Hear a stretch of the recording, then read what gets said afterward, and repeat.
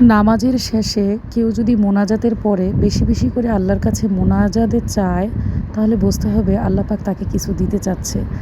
আসসালামু আলাইকুম দর্শক বন্ধুরা, ওয়েলকাম টু মাই খাদ্য পরিবার পেজ। আশা করি যে যেখানে আছেন সবাই বেশ ভালো আছেন। আমিও মাগফিরাতের পঞ্চম দিনে আপনাদের দোয়ায় ভালো আছি।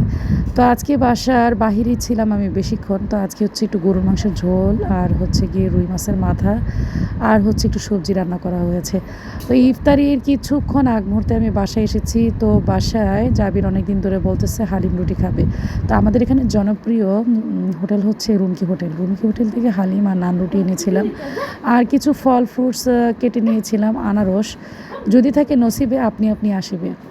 তো ঘটনাটা হচ্ছে কি, আমি পরশু দিন 3টা আনারস কিনেছিলাম, কিন্তু আনারসটা একটা দোকানে আমি ভুলে রেখে চলে আসছিলাম।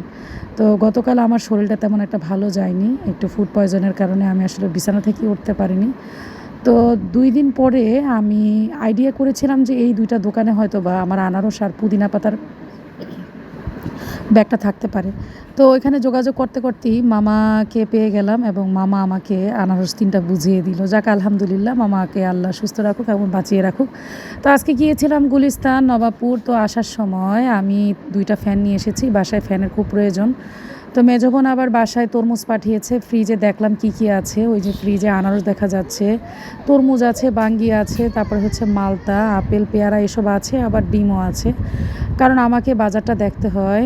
আর হচ্ছে গিয়ে বন্ধুরা, আজকে কিছু ভাত দিয়ে পান্তা ভাত করে আলুর ভর্তা দিয়ে খাবো।